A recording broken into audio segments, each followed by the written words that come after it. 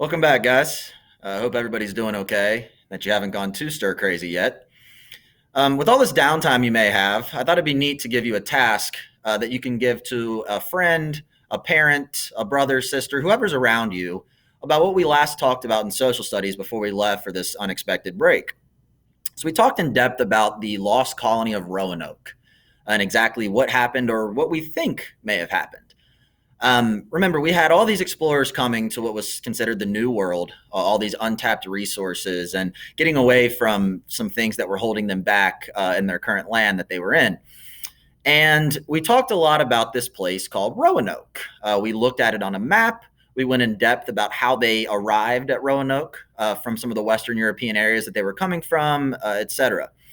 However, not a lot of people really know exactly what happened at the Lost Colony of Roanoke.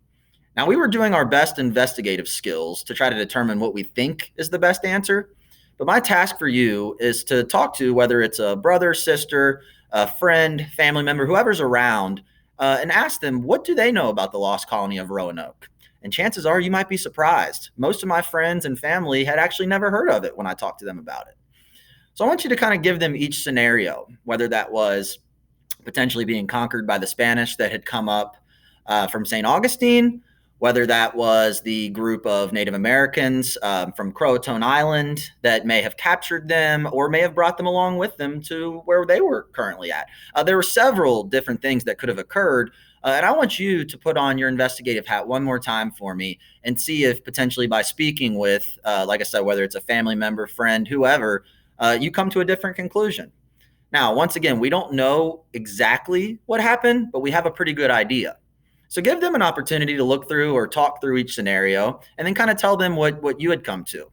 Now, I was reading through all the essays you all had written for me before we left, and they are absolutely awesome. The text evidence you were using, what you were using to support your opinion. Remember, it's all well and good to have an opinion about something academically, but we need to be able to back it up, whether that's with factual information, text evidence, whatever it may be.